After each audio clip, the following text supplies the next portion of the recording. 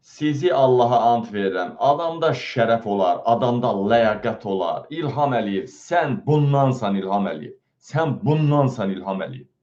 Sən İlham Əliyev. Sənin nazirlərin özün oğraşsınız sizlər. Gör, burada nə var? Mən şikayət gəlib. Burada göstərmirəm, haqsızlığa sumada göstərirəm. Burada şikayət gəlib. Haqsızlar. Gör, xəbərdarlıq gəlib. Gör, burada da gözlə. Xəbərdarlıq. Hansı videoya gəlib xəbərdarlıq? Xəbərdar. Hansı videoya gəlir? Gəlin baxaq. Bu videoya xəbərdarlıq gəlir. Azərbaycanda bunu paylaşmaq olmur. Bax bunu. Gəlin baxaq. Ya Hüseyin deyən adam ölümdən qorxmur. Belə bu Trump bunu anlamır. Evet, ya Hüseyin nə demək? Deyirəm, bu videoda nə var? Bu video, bu bir neçə saniyə, 30 saniyəlikdir də, yox, 22 saniyəlik. 22 saniyəlik videoya şikayət gəlir. Yəni şikayət deyəndə biz nətərdir? Xəbərdar, yəni yükləmir də, silinmir də. İndi gör, mən burada komandama səslənəcəyəm.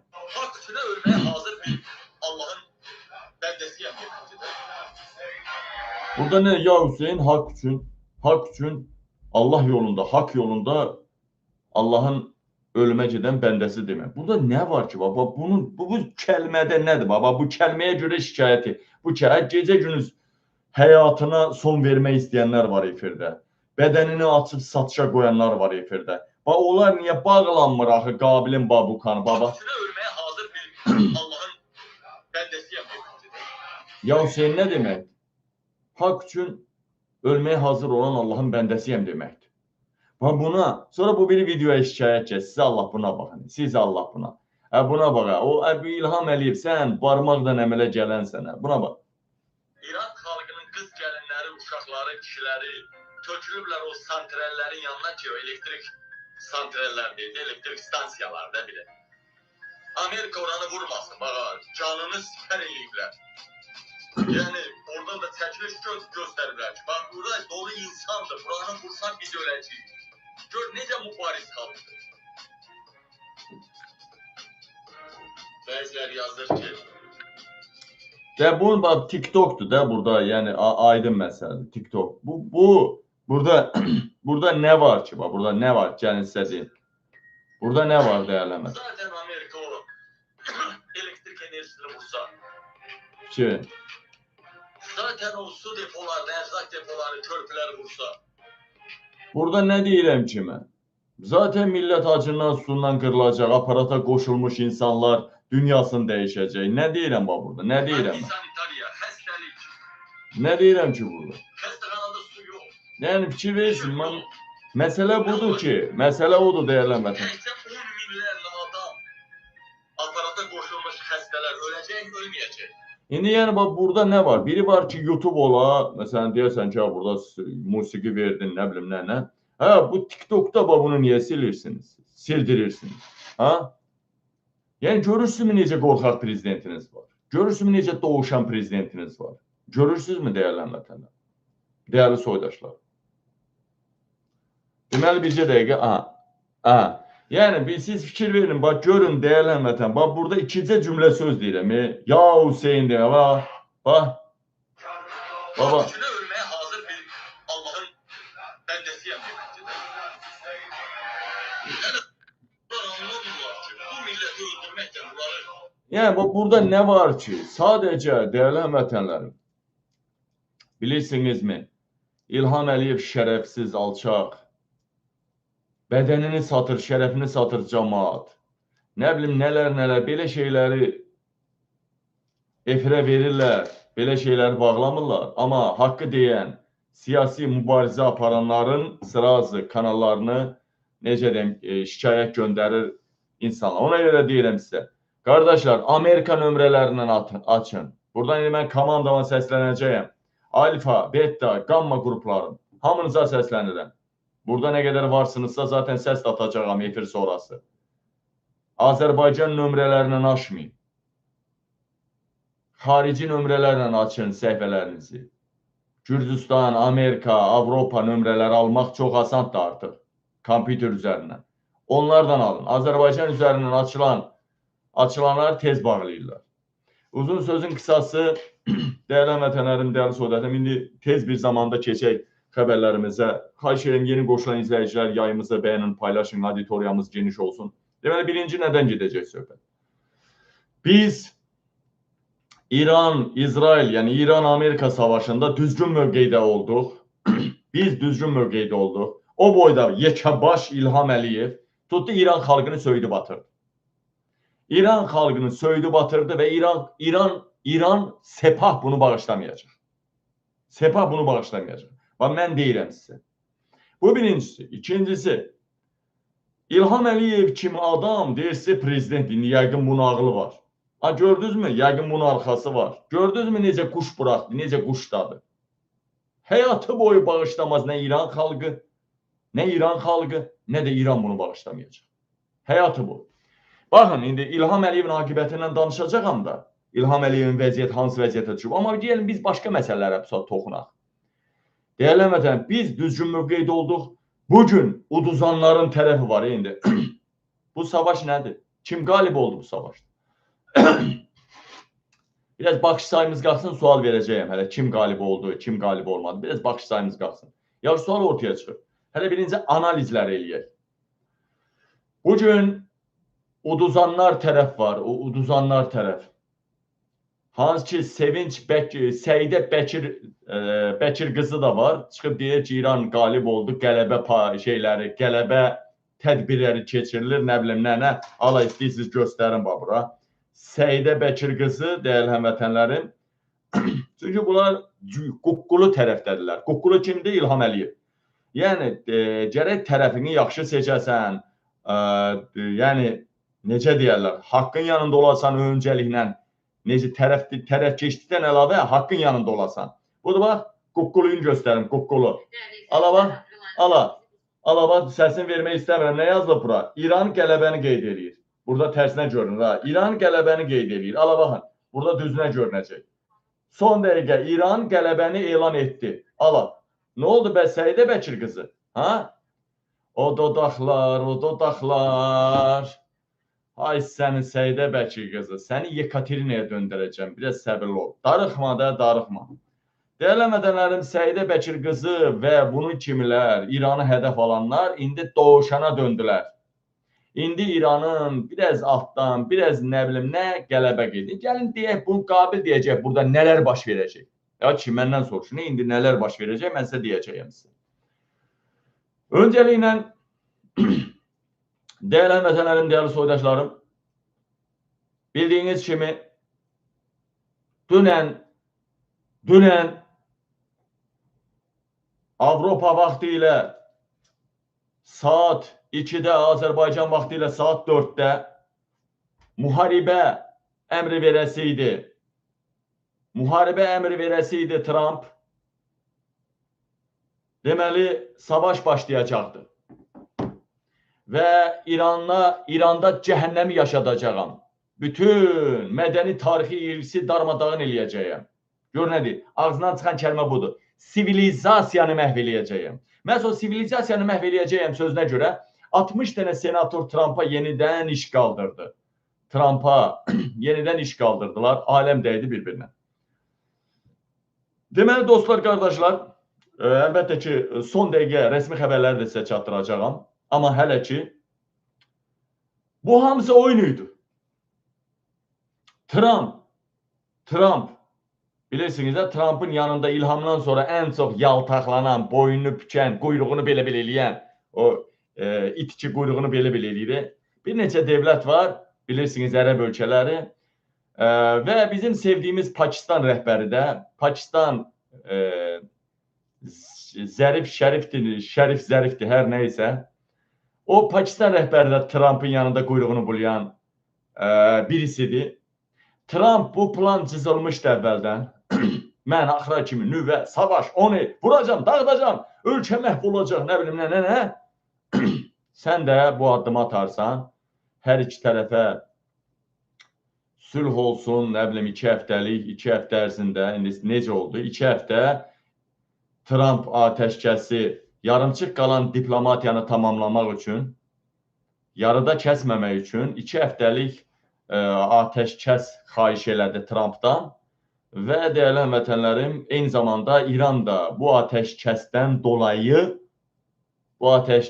dolayı İran da yəqin ki 2 həftə Hörmüz boğazını açmağı xahiş edirik dedi. Yəni hər iki tərəfdən xahiş elədi. Nə xahiş, nə mahiş, yalan söhbətdir. Əfqanistan İrana kömək eləyirdi. Hətta dövlət səviyyəsində ordu göndərilirdi. Birinci 15 mindən başlayırdı. Biri var qeyri-qanuni silahlı birləşmələrin getmək. Bir də var dövlət səviyyəsində ordu gedir. Hay ki, Əfqanistan İrana kömək eləməsin deyə Pakistan neçə kilometrə girdi Əfqanistan ərazisinə. Trump qızışdırıb nətər soxdu Əfqanistan ərazisinə. Kabil şəhərini nətər bombalayırdılar paytaxtı. Yəni Əfqanistan İrana kömək eləməsin, başı Pakistana qarışsın. Hay ki, bu hamısı düzülüb qoşulmuş bir şey idi. Yəni burada İranı demirəm, ha, İranı qoyun qırağa. Bu İranı demirəm, İranı. Yəni bu sülhə getmək. Yəni mən burada belə lotu danışacağam. Sən də ay Şahbaz Şərif, sən də Pakistan lideri kimi xahişzad elə, mən uyacam atəşkəs, yəqin ki İran da məcbur qalacaq. Həm müharibədən yana biraz alınmır axı o söhbətlər. Mən də atəşkəsdən yanayam. Yəni saat 4-də, Avropa vaxtı ilə saat 2-də, Azərbaycan vaxtı ilə saat 4-də Trump İranı vurmadı. Trump altını vurdu. Trump o broneboylu maşınının altını vurdu. İranı vurmadı. Nə təri Trump deyir, 8 dənə təyyarə və helikopter. Nə təri quma batdısa, qaldıranmadılar. İndi belə deyirlər, yalan deyirlər. Quma batdı, qaldıranmadılar. Belə deyirlərsə də biabırçılıqdır. Gör Amerika nə gündədirsə, quma batır, heç bir təsbit eləmirlər ki, yerdən koordinat verənlər və yaxud təyyarələr bu quma batacaq, yoxsa nəyə batacaq. Quma batmamışdan qabaq nə edirlər? Öyrədim sənə, ay Trump. Alıverə başınız qarışıb, xidmət nə olduğunu bilmirsiniz. Mən hələ körpə vaxtı idim.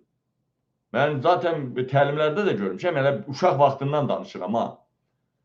Mən arıca 3-cü, 4-cü sinifdə oxuyordum, 3-də, 4-də yox, 8-də oxuyordum da, birinci də o tanklar gəldi, 98 idi, 99-90-cı illər, yox, 89-90-cı illərdə, özür istəyirəm.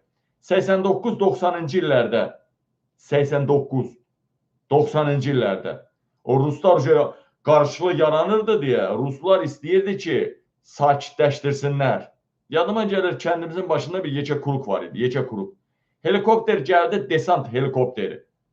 Desant, o daşıyan helikopter göydə düşməyib yerə düşməyibdir də, az qalıb düşməyə, yerə düşməyib. Birdən qum olar, o kuruq tökmə torpağı idi. O kuruq bilirlər də, yuxarı göl tikiləndə gölün torpağını gətirib töymüşlər o kuruq. O kuruqun yeri belə çökək idi. O vaxtı.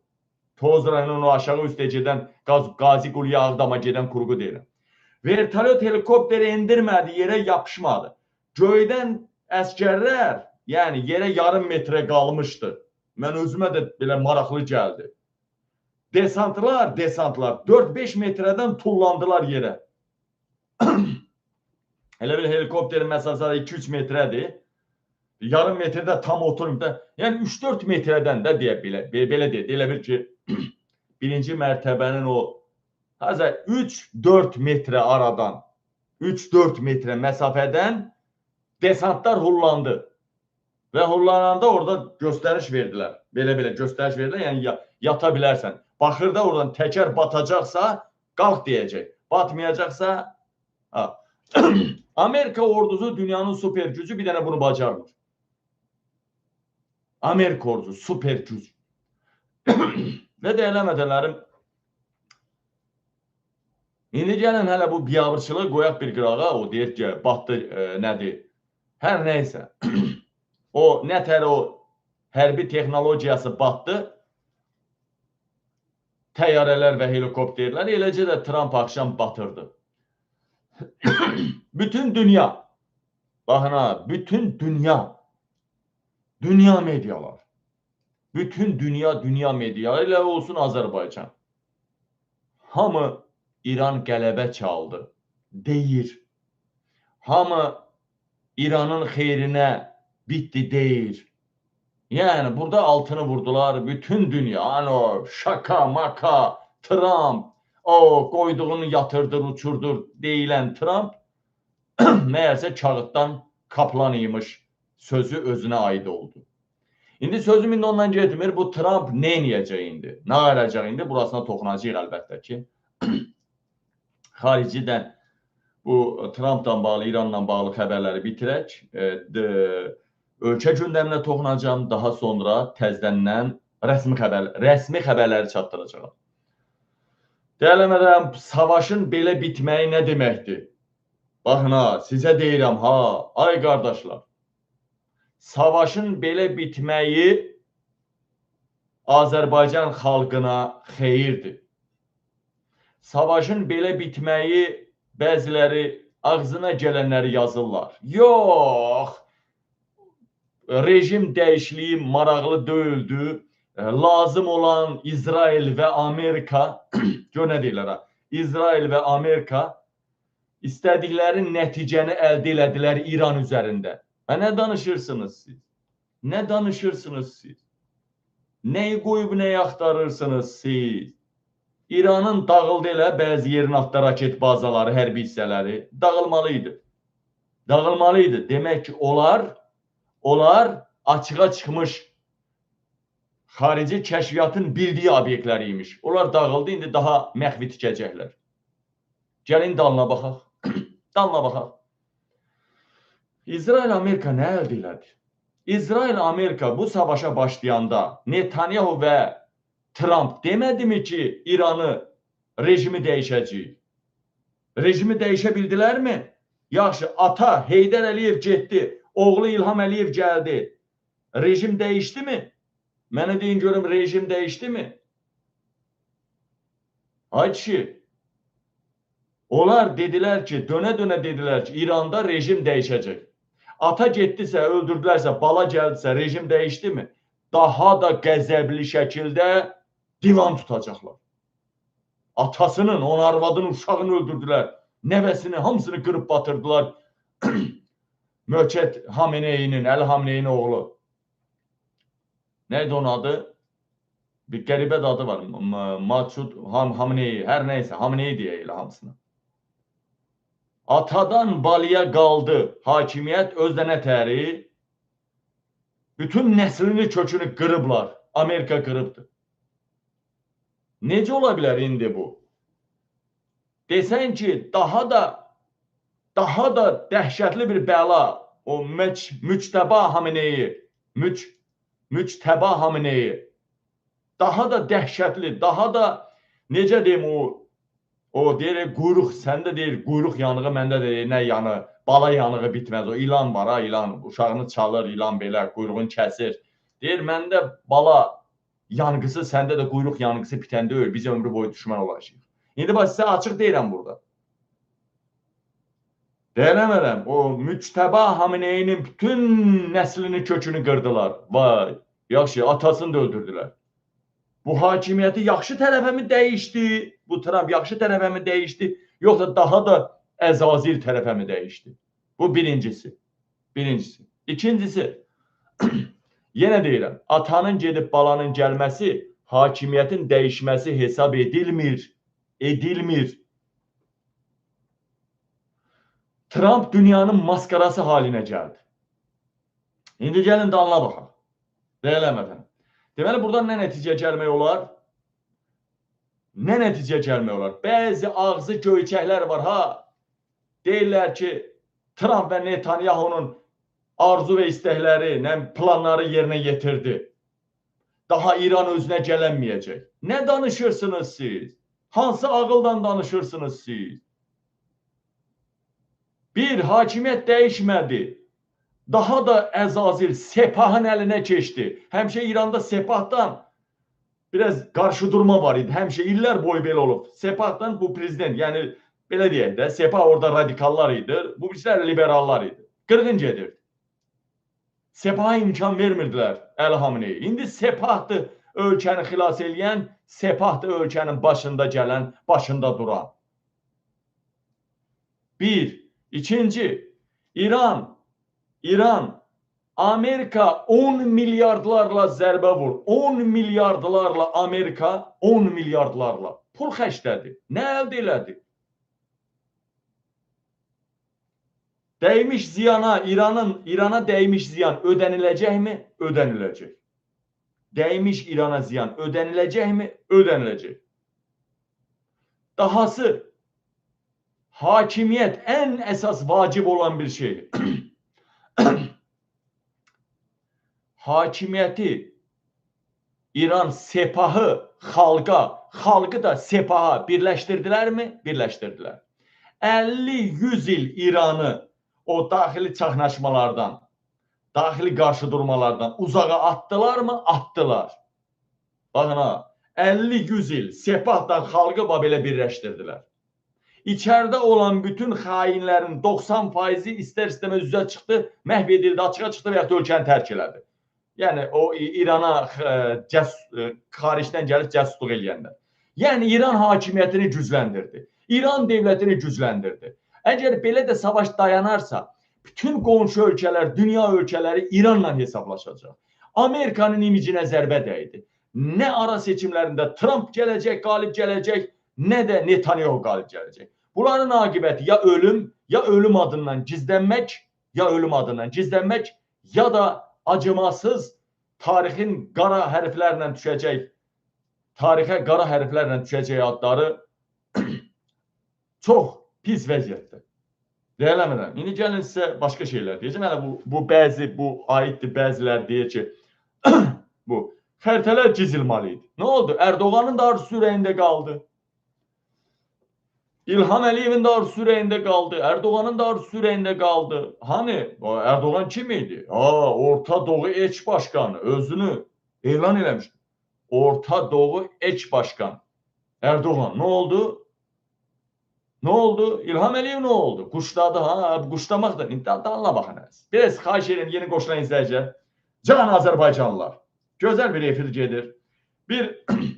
Yeni bir hərəkətlənmə var.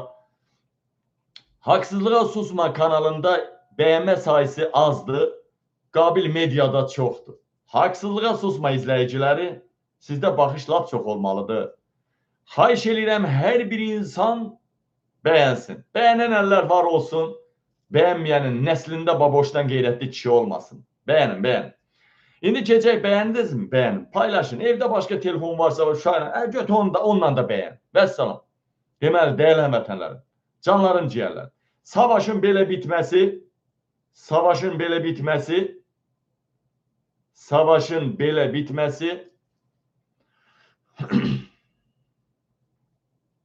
İranın qələbəsi deməkdir. Mənim fikrimcə.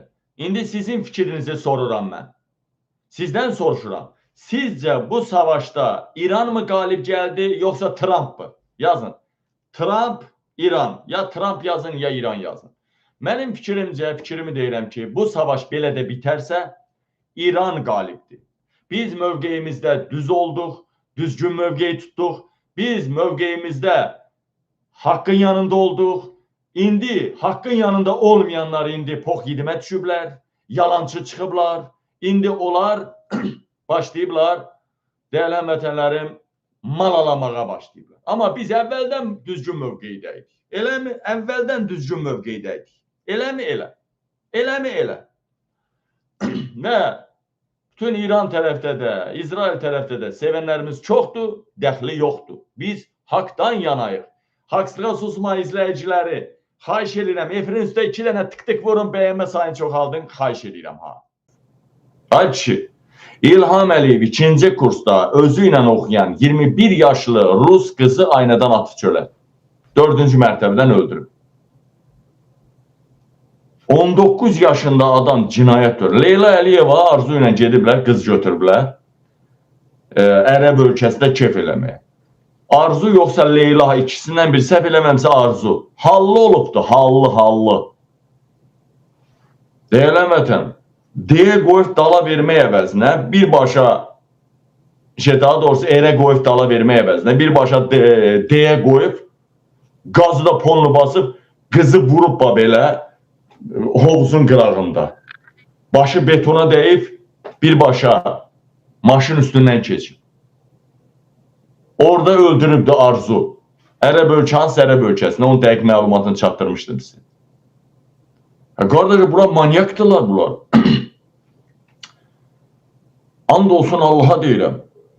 Nədir o? Biri var buranın əmsi qızdır. Nədir? Bir Soska var, Soska. Fəxriyə Xələfova. Fəxriyə Xələfova Elçin Quliyevin bilirsiniz qeyri-qanuni arvadıdır.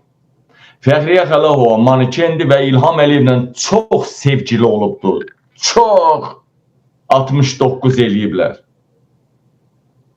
Fəxriyə Xələfova belə mən aldığım məlumata görə 8 nəfər öldürüb və şikəst qoydurubdur. Cinsi orqanını eləyib. 8 nəfər. Niyə? O da bu uğrundan xoşu gəlir, bir də yatıb durur, məndən başqa kimlənsə oturub durmamaz. Bir onda ayılır ki, bu Fəxriyə deyib kimlərləsə eş, quru qona çatana kimi oğlan bir işə və xəyanət eləyib, tap ya öldürtdürüb, ya şeyini eləyibdir. Bunlar belə şərəfsizdirlər. Bunlar hər cürə cinayətə batıblar. Bunlar o qədər cinayətə batıblar ki. Salam millət, necəsiz? Dolana bilirsinizmi?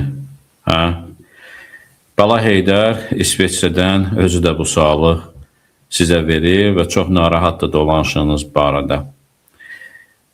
Axı əvvəllər də mən demişdim ki, Heydər Əliyev İsveçrədə yaşayır, müalicə alır, kef edir və İsveçrədən neft pullarımıza nəzarət edir. Azərbaycanının ən çox xarici ölkədə yanacaq doldurma məntəqələri, neft biznesi İsveçrədir və Zürih şəhərində oturub, heç gördüyünüz kimi onun həyat yoldaşı Alyona Əliyeva Bakıda ora-bura zibil atmağa belə, zibil gətirməyə belə, kofe içməyə belə gedir, aparırlar, amma Heydər Əliyevdən xəbər yoxdur. İsveçrədədir.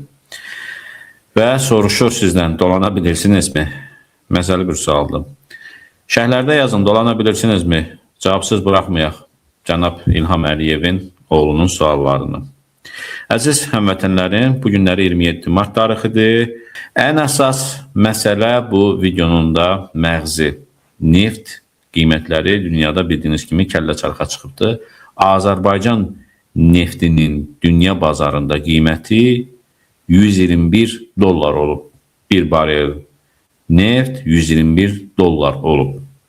Baxmayaraq ki, bundan əvvəl, müharibədən öncə, bir ay əvvəl Azərbaycan neftinin dünya bazarında qiyməti 70 dollardan baha deyildi. Yəni, bir ayın içərisində bir barel 50 dollar artıbdır. Bəs bu bir ayın içərisində nə qədər pul eləyir? Nə qədər Azərbaycan, deyək ki, Əliyev hakimiyyəti, çünki bu nefti onlar zəbt edib, nə qədər ölkəyə pul gəlməlidir və o pullar hara gedib? Azərbaycanda benzinin qiyməti aşağı düşübmü? Azərbaycan axı benzin satır, neft satır dünyaya. Baxmayaraq, bax bu Avropa ölkələrində benzinin, dizelin qiyməti 50 sent, 60 sent bahalaşıb. Bəs belə olan halda Azərbaycanda benzin ucuzlaşmalı deyilmi? Ərzaqlar ucuzlaşmalı deyilmi? Ən azından bir ay müddətində də elə şey olar. Heydər Əliyevin oğlu İlham Əliyevə vəsiyyəti. Oğlum, bu dünyanı sənə bir şahmat taxtası kimi təqdim edirəm. Burada hər fiqurun öz yeri var. Amma sən şah olmalısan. Qalib gəlmək üçün ağıllı, amansız və hiləgər olmalısan. Mən sənə hakimiyyəti saxta yollarla ələ keçirmiş bir atanın vəsiyyətini yazıram ki, bu kürsünü necə qoruyacağını, ölkəni talayıb sərvətini artırmağı, xalqın diqqətini yayındıraraq izini itirməyi və sonda hakimiyyətdə qala bilməsən, təhlükəsiz şəkildə aradan çıxmağı öyrənəsən. Bu, mənim KGB-də işlədiyim dövrdə illərlə topladığım təcrübədir. Hər sətrini diqqətlə oxu, çünki buradakı hər addım sənin hakimiyyətinin təməlidir. Sənə misallar da verəcəyəm ki, bu oyunu necə oynamağı daha yaxşı başa düşəsən. 1-ci bənd. Sənə sadiq, amma vicdansız məmur topla. Hakimiyyəti ələ keçirdikdən sonra, istər seçkiləri saxtalaşdırmaqla, istər çevrilişlə, istərsə də xalqı yalan vədlərlə aldatmaqla, ilk işin ətrafına düzgün adamlar toplamaqdır. Amma düzgün dediyim, sənə sadiq lakin vicdansız, savadsız və hər şeyini pula satan adamlardı. Nazirlər, deputatlar, ordu komandanları, polis və təhlükəsizlik orqanlarının rəhbərləri hamısı bu cür olmalıdır. Niyə belə adamlar seçməlisən? Çünki onlar özləri də oğurlayacaq, xalqın sərvətini talayacaq, amma oğurladıqlarının böyük hissəsini sənə gətirəcəklər. Çünki sən tək başına bu qədər talaya bilməzsən, onlar bu talanda sənin köməkçilərindir. Onların dili qısadır, özləri cinayətkar olduqları üçün sənə qarşı çıxa bilməzlər. İstədiyin an onları həbs edə, mal-mülklərini əlindən ala bilərsən. Beləliklə, onların bütün ömrü boyu topladıqları sənin nəzarətində olacaq. Oğlum, bu adamları tap və onlara yüksək vəzifələr ver. Bu, sənin yükünü yüngülləşdirər, sərvətini artırar. İkinci bənd. Klanlaşmanı təşviq et, amma nəzarəti itirmə. Bu adamları vəzifəyə gətirdikdən sonra onların arasında klanlaşmaya, yəni qruplaşmalara şərait yarat. Buna heç vaxt mane olma. Hətta gizlicə dəstəklə. Klanlaşma parçalanma deməkdir. Parçalanmış klanlar heç vaxt birləşib sənin kürsünə göz dikə bilməz. Bu həm də xalqın diqqətini səndən yayındırar. Hamı klanların bir-biri ilə mübarizəsini, onların şəxsi çəkişmələrini danışacaq, sən isə kənarda qalacaqsan. Amma diqqətli ol. Bu klanlar xarici qüvvələr tərəfindən idarə olunarsa, başqa bir ölkə tərəfindən maliyyələşdirilərsə, bir gün sənə qarşı birləşə bilər. Buna yol vermə. Onların bir-biri ilə rəqabətini alovlandır, kiçik münaqişələri böyüt, amma nəzarəti əldən buraxma. Oğlum, bu sənin hakimiyyətini uzun müddət saxlamağın açarıdır. Üçüncü bənd. Xalqa qarşı zülmə göz yum, məmurlardan payını al, sənə itayət etməyən məmurları cəzalandır. Klanların xalqa qarşı etdikləri haqsızlığa, şərəfsizliyə göz yum. Onlar xalqı hər tərəfli talasınlar. Ölkədə inhisar, yəni monopoliya yaratsınlar. Bu sənin xeyrinədir. Amma onların taladıqlarının böyük hissəsi əlbəttə ki, sənə gəlməlidir. Çünki sən bu qədər talanı tək başına edə bilməzsən. Sənə bu talanda köməkçilər lazımdır. Birinci bənddə deyildiyi kimi, onsuz da sonda onların taladıqlarının hamısı sənindir. Çünki onlar cinayətkardılar. İstədiyin an onları həbsə ata və xalqdan taladıqlarını əllərindən ala bilərsən. Burada xüsusilə də çox ağ edənləri, yəni sənin kürsünə göz dikənləri və ya ortaq qazanılan, yəni katyoldan həddindən artıq oğurlayanları tez bir zamanda həbsxanaya göndər. Onların mal-mülkünü müsadirə et, xalqa göstər ki, güya sən ədaləti bərpa edirsən. Bu digər klanlara xəbərdarlıq olacaq ki, ümumi qazanılan, yəni katyoldan çox oğurlamaq olmaz və bu həm də xalqın qəzəbini biraz sakitləşdirər. Oğlum, bu sistem sənin talanını asanlaşdırar. Amma heç kimin səndən üstün olmamasına çalış. Hamı sənə tabi olmalıdır. Dördüncü bənd. Qohumbazlıqla, yerlibazlıqla sistemi gücləndir. Klanlara öz qohum əqrabalarını vəzifələrə gətirməyə izin ver, şərait yarat. Bu bir tərəfdən həm sənə sərvət qazandıracaq, həm də xalqı parçalayacaq. Yəni, hər kəs öz vəzifədəki qohumuna arxayın olub, xalqı talan edəcək və yuxarılara, yəni sənə ötürəcək. Sənin işin yüngülləsəcək. Həm də klanlar arası mübarizədə bir-birinə qarşı çıxacaq. Xalqda birlik hissi zəifləyəcək. Digər tərəfdən, bu sənə həm də şantaj imkanı verəcək. Çünki klan üzvləri qohumlarını vəzifəyə gətirəndə, onların dilləri sənin qarşında daha da qısalır. Əgər kimsə sənə qarşı çıxmaq istəsə, onun qohumları ona təzyiq edər. Çünki onların da vəzifələri, sərvətləri təhlükə altına düşər. Bu, sənin hakimiyyətini gücləndirər. Üstəlik, zaman keçdikcə bu qohumbazlıq xaos yaradar. Klanlar bir-biri ilə vuruşacaq. Xalqın başı onların davasına qarışacaq. Xaos isə sənin ən yaxşı dostundur. Çünki xaosda xalq səni unudar. Hamı klanları qınayacaq. Sən isə təhlükəsiz şəkildə kənarda qalacaqsan. Oğlum, bu hiləni unutma. Qohumbazlıq, yerlibazlıq sənin hakimiyyətini sığortalayar. Beşinci bənd. Ailəni hakimiyyətin təməlinə çevir. Bir müddət sonra öz yaxınlarını, qohumlarını, ailə üzvlərini ən yüksək vəzifələrə gətir. Həyat yoldaşın, uşaqların, nəvələrin, bacı-qardaşların hamısı dövlətin ən vacib postlarında olmalıdır. Çünki həyat qəfildir, oğlum. Xəstəlik, qəza ya da gözlənilməz bir üsyan səni aradan çıxara bilər. Taladıqların, xaricə köçkürmədiyin milyardlar bir saatda əlindən gedə bilər. Ətrafındakı satqınlar bütün günahı sənin üstünə atıb sərvətini mənimsəyə bilər. Ona görə ikinci, üçüncü, dördüncü vəzifələrdə sənə sadiq adamlar, ailən oturmalıdır. Beləliklə, nə olursa olsun, sənin talan sistemin davam edər. Sərvətin ailən tərəfindən qorunar. Oğlum, ailən sənin son qalxanındır.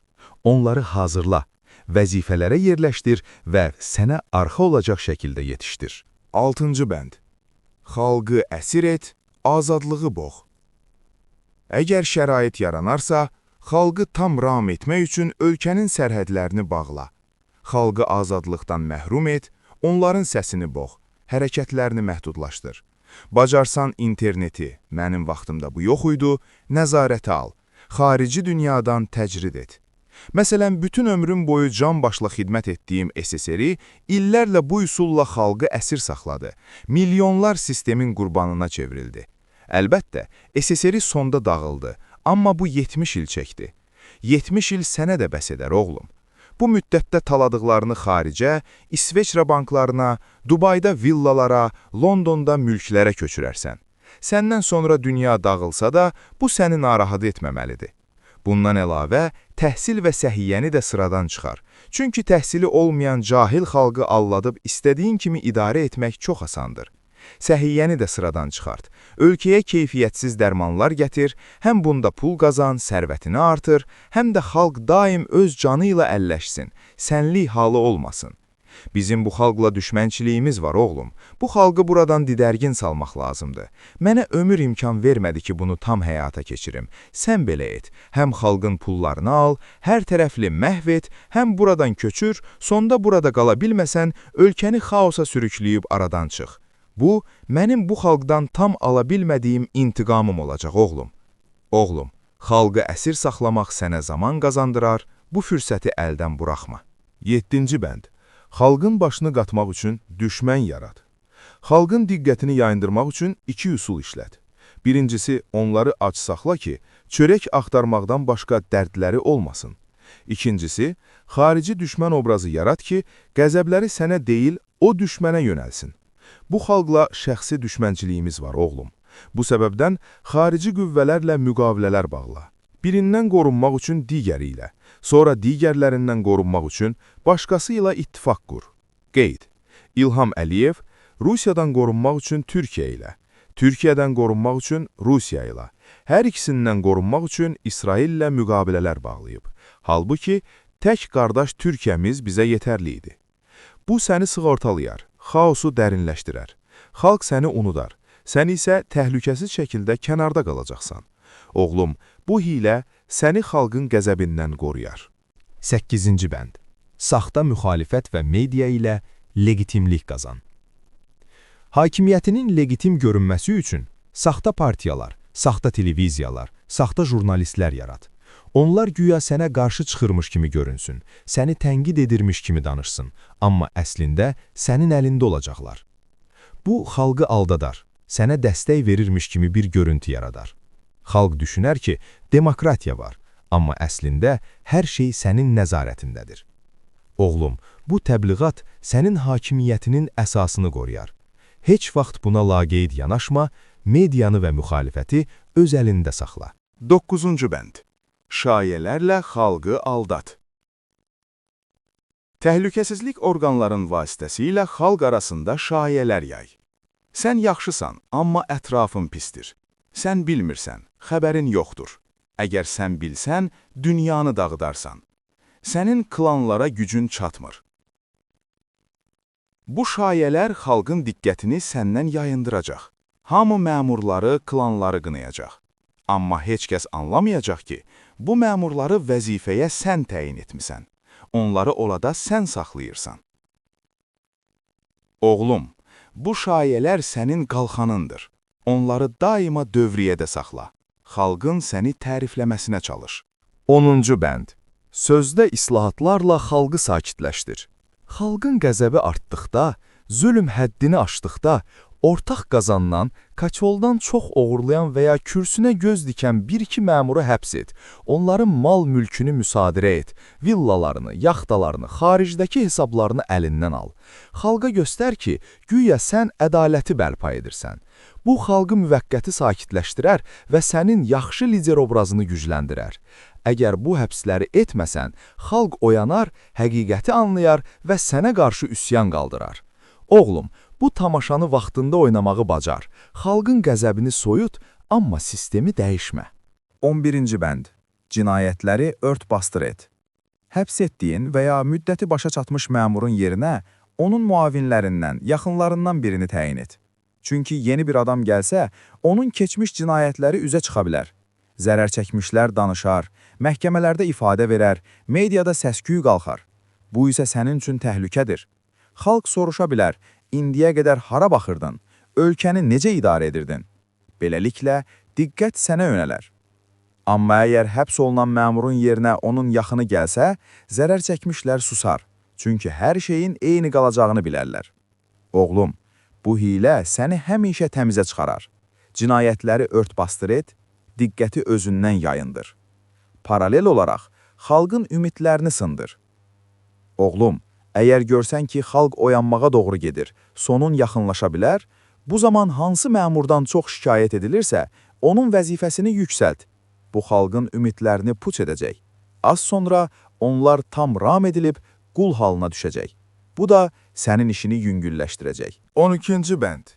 Həbsləri islahat kimi təqdim et. Bu həbsləri saxta müxalifətin, saxta televiziyaların və saxta jurnalistlərin vasitəsilə xalqa islahat kimi təqdim etdir. Güya sən xəbər tutmusan, korrupsiyaya qarşı mübarizə aparırsan, ölkəni xilas edirsən. Əgər bu təbliğatı məmurlar aparsa, xalq inanmaz, həqiqəti anlayar və üsyan edər. Ona görə saxta müxalifət və saxta media sənin ən böyük silahındır. Oğlum, bu tamaşanı elə qur ki, xalq səni alqışlasın, səni xilaskar kimi görsün. 13-cü bənd. Ordunu ram et, ruhunu sındır. Sənin üçün ən böyük təhlükə ordudur. Çünki onların əlində ağır silahlar var. Tanklar, toplar, raketlər.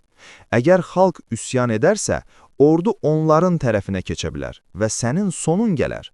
Buna görə 1-ci bənddə deyildiyi kimi, ordu komandanlığına savadsız, xain və hər şeyini pula satan adamları təyin et. Amma bu yetməz. Ordunun ruhunu sındırmalısan. Zabitləri, xüsusilə vətənpərvər zabitləri təzyiq altında saxla. Saxta ittihamlar, qurama işlər, kompromatlarla onları həmişə qorxu içində tut. Təmiz işləyənləri, sənə boyun əyməyənləri ordudan uzaqlaşdır. Əgər kimsə çox ağ edərsə, onu vətən xaini damğası ilə cəzalandır, hətta işgəncələrdən keçir. Qeyd. İlham Əliyev atasının vəsiyyətinə əməl edərək 2017-ci ildə Tərtər hadisələrində bu üsulu tətbiq etdi. Zabitləri saxta ittihamlarla həbs etdi, işgəncələrdən keçirdi və ordunun ruhunu sındırdı. Nəticədə ordu tam ram oldu. İndi ona nə əmr versə edəcək. Hətta öz xalqına belə güllə atacaq. Oğlum, ordunu elə ram et ki, sən öl desən ölsünlər, qal desən qalsınlar. Bu sənin hakimiyyətinin son qarantıdır. Son söz. Oğlum, bu qaydalara əməl etsən, ölkəni talaya, sərvətini xaricə köçürə, hakimiyyətini 10 illiklər saxlaya və sonda burada qala bilməsən, onsuz da sənə qədər qalan olmayıb, ölkəni xaosa sürükləyib aradan çıxa bilərsən. Xalq hamını, məmurları, klanları qınayacaq, amma səni unudacaq. Sən isə İsveçrədə, Monakoda ya da Maldiv adalarında taladıqlarınla rahat yaşayacaqsan. Bu vəsiyyət sənin qalibiyyət xəritəndir. Amma unutma, hər addımda diqqətli ol. Xalqın qəzəbi bir gün oyanarsa, nə qədər hilə işlətsən də səni tapıb cəzasını verər. İndi get və bu dərsləri tətbiq et. Hakimiyyət sənin əlindədir. Değerli vətənlər, narahatdılar. Leytenant olarkən hələ, Milli Təhlükəsizlik Nazirliyində katibə işləyərkən zəif Vidadi İskəndərlinin ölümünə səbəb çox kadrlar var idi, biri də budur. Hakimiyyəti çox narahat edən kadr budur. Heydər Əliyev leytenant olarkən hələ Milli Təhlükəsizlik Nazirliyində katibə işləyərkən Zərifənin atası Dağıstan Mərkəz Komitəsinin birinci katibi olur və onun hesabına, bizdə arvas hesabına deyirlər də, toy zadı olmur. Heç bir toylar zadı olmur. Heydər Əliyev özü də itiraf edir. Getdik, deyir, Nizami Kəndlərinin yanında bir şokolad dükkanı vardı. Aldıq, getdim Zərifənin anasının yanına, dedim, aldıq. Bu toyu. Dəyərli vətənəm, dəyərli soydaşlarım, toy belə olmayıb Zərifə ilə. Zərifə də ermənidir ha. Heydərin arvadı Zərifə də tərtəmiz ermənidir. Baxa, Zərifənin atası vəzifədədir deyə. Görün, ondan istifadə eləmək üçün görün Heydər nə edib. Və Sevil də bir doğulub. Sevil ailə qurmamışdan qabaq Heydər Əliyevdən Zərifənin qarnında gəlib. Zərifə örgənmişdi da, Mərdəkanda bağda ilə hər tində kimlə gəlirdi, yatırdı. Bəli, Zərifə çox qəhibə olubdu və Rəsul Quliyev içindən çıxartmırdı. 50 insanla Rəsul Quliyev. Hətta bir dəfə Rəsul Quliyevlə İlham Əliyev təzə kişilik birdən dəmi gəlibdi. Rəsul Quliyevi vurmuşdu. Sevildən yatdığına görə. Beləliklə, əzizlərim, məhz yadımdan çıxdı Zərifə Əliyevin atası, amma bilirəm soyadı Əliyevlər olub. Yadımdan çıxıb. Məhz onun ucubatından Heydər Əliyev yavaş-yavaş başlayır. Milli Təhlükəsizlik Nazirliyində su qalır. Görün, Zərifənin atası böyük vəzifədəymiş. Zərifə Əliyevan. Hələ Heydər Əliyev ondan evlənməmişdi. Qabağa getmək üçün, ermənilərin dəstəyini almaq üçün Zərifə ilə necə yaxınlıq eləyib və Zərifənin atası da erməni tayfasından bir yerdə Heydər Əliyevi qabağa çəkiblər.